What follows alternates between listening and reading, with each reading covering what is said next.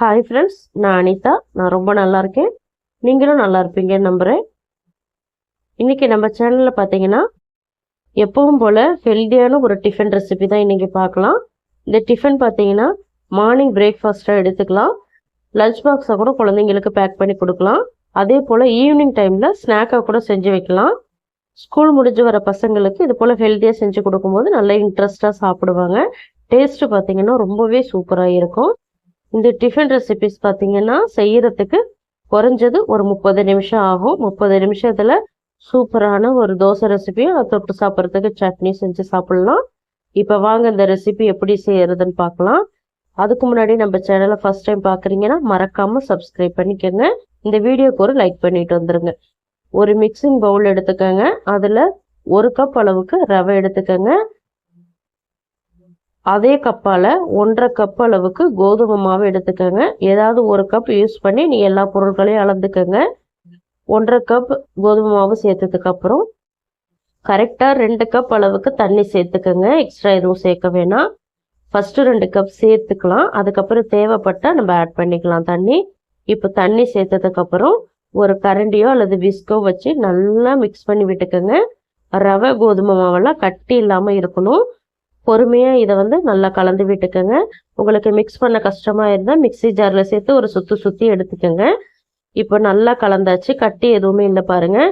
இந்த பக்குவத்துக்கு இருக்குது. இது ஒரு 15 நிமிஷத்துக்கு நல்லா ஊறட்டும். அதுக்குள்ளே நம்ம சட்னி ரெடி பண்ணிட்டு வந்துடலாம். சட்னி ரெடி பண்ணுறதுக்கு சின்னதாக ஒரு மிக்ஸி ஜார் வச்சுருக்கேன். அதில் 1/4 மூடி அளவுக்கு தேங்காய் துருவல் சேர்த்துருக்கேன்.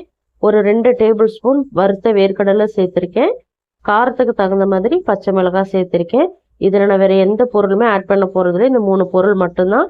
இதில் இப்போ கொஞ்சமாக தண்ணி சேர்த்துட்டு நல்லா நைஸாக அரைச்சி எடுத்துகிட்டு வந்துடலாம். நான் சட்னி பவுலுக்கு மாற்றிக்கிறேன். தண்ணி உங்களுடைய விருப்பம். திக்காக வேணுனாலும் வச்சுக்கலாம், தண்ணியாக வேணுனாலும் வச்சுக்கலாம். நான் தண்ணி கொஞ்சமாக ஆட் பண்ணிக்கிறேன்.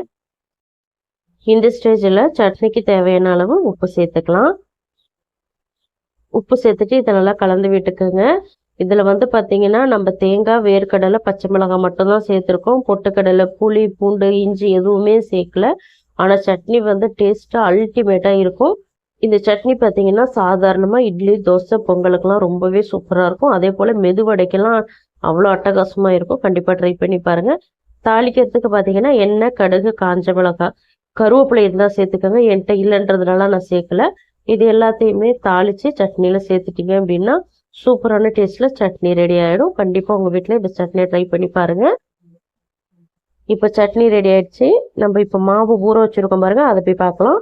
மாவு நல்லாவே ஊறிடுச்சு. முன்னாடி இருந்ததை விட நல்லா திக்காக இருக்குது பாருங்கள். ரவை ஊறிட்டதுனால தண்ணி எல்லாமே அதை அப்சர்வ் பண்ணிடுச்சு. இவ்வளோ திக்னஸில் இருக்குது. நம்ம தேவைப்பட்ட அப்புறமே தண்ணி சேர்த்துக்கலாம். இப்போ இந்த ஸ்டேஜில் பார்த்தீங்கன்னா நான் பொடியாக கட் பண்ணி வச்சுருக்கிறேன் வெங்காயம் 1 சேர்த்துக்கிறேன். கொஞ்சம் பெரிய சைஸில் எடுத்திருக்கேன். துருவன கேரட் சேர்த்துக்கிறேன். ஒரே ஒரு கேரட்டு தான். நீங்கள் அதிகமாக சேர்க்கணுன்னாலும் சேர்த்துக்கலாம். பொடியாக நறுக்கி வச்ச பச்சை மிளகாய், ஒரே ஒரு பச்சை மிளகாய் சேர்த்துக்கிறேன். 1 டீஸ்பூன் சீரகம் சேர்த்துக்கிறேன்.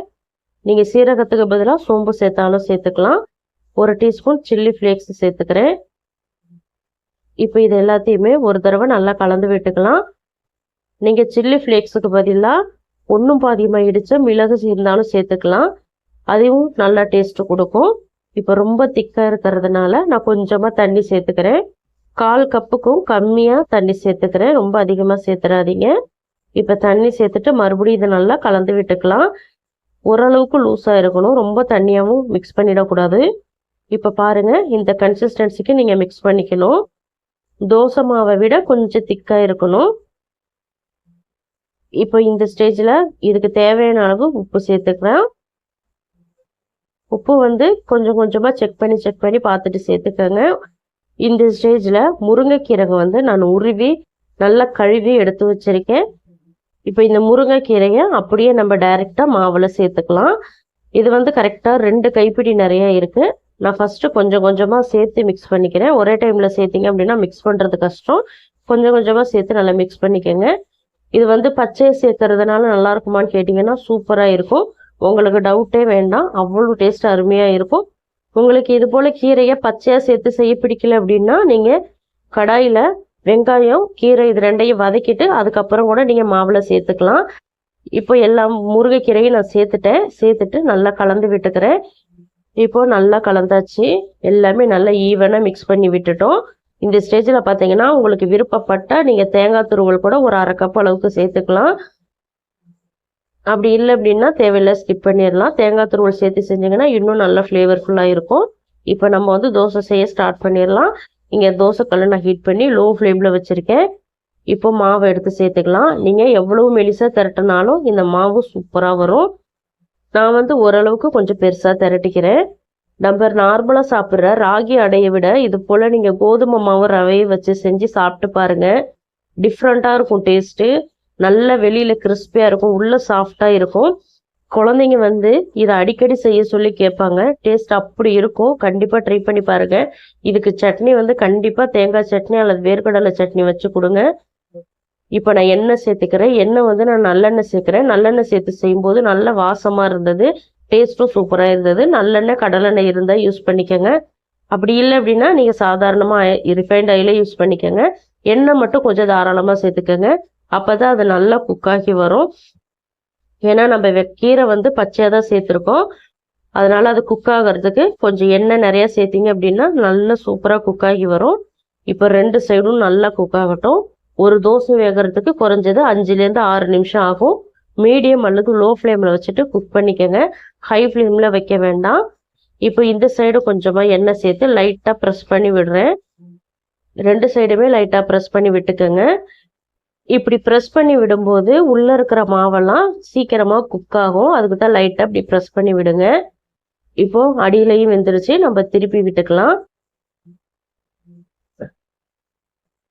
இப்போ பாருங்க எவ்வளோ அழகாக கோல்டன் கலரில் நமக்கு குக் ஆகி வந்திருக்குன்னு. கீரையெல்லாம் பாருங்க நல்ல முறுன்னு வெந்திருக்கும், வெளியில் அவ்வளோ சூப்பராக இருக்கும். இப்போ 2 சைடுமே நல்லாவே வெந்துருச்சு. இப்போ இதை பிளேட்டுக்கு நான் மாற்றிக்கிறேன். நீங்கள் அடுத்த தோசை ஊற்றுறதுக்கு முன்னாடி லைட்டாக தண்ணி தெளிச்சுட்டு அதுக்கப்புறம் அடுத்த மாவை ஊற்றுங்க. மாவு வந்து சூப்பராக வரும்.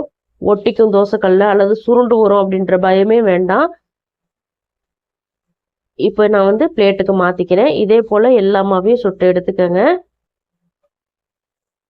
இது வந்து சின்னவங்கலேருந்து பெரியவங்க வரைக்கும் எல்லாருமே சாப்பிட்லாம். அவ்வளோ ஹெல்த்தியான ரெசிபி. கண்டிப்பாக இந்த ரெசிபி உங்கள் வீட்டில் ட்ரை பண்ணி பாருங்கள். இது போல் நிறைய ரெசிபிஸ் நம்ம சேனலில் நான் அப்லோட் பண்ணியிருக்கேன். ஃப்ரீ டைமில் டிஸ்கிரிப்ஷன் பாக்ஸில் நான் லிங்க் தரேன், போய் மறக்காமல் செக் பண்ணி பாருங்கள். செக் பண்ணி பார்க்குறதோடு இல்லாமல் அதை ட்ரை பண்ணியும் பாருங்கள். ட்ரை பண்ணி பார்த்துட்டு உங்கள் ஃபீட்பேக்கை மறக்காமல் எனக்கு கமெண்ட்டில் சொல்லுங்கள். இந்த ரெசிபி பிடிச்சிருக்கும் நம்புகிறேன். பிடிச்சிருந்தா லைக் பண்ணுங்கள். உங்கள் ஃப்ரெண்ட்ஸ் அண்ட் ஃபேமிலி மெம்பர்ஸ் எல்லாருக்குமே நிறைய ஷேர் பண்ணி விடுங்க. மறக்காமல் அனிதா டேஸ்டி கார்னர் தமிழ் சேனலை சப்ஸ்கிரைப் பண்ணிக்கோங்க. தேங்க்ஸ் ஃபார் வாட்சிங் ஃப்ரெண்ட்ஸ். நாளைக்கு இன்னொரு இன்ட்ரெஸ்டிங்கான ரெசிபிஸோடு சந்திக்கிறேன். Bye bye.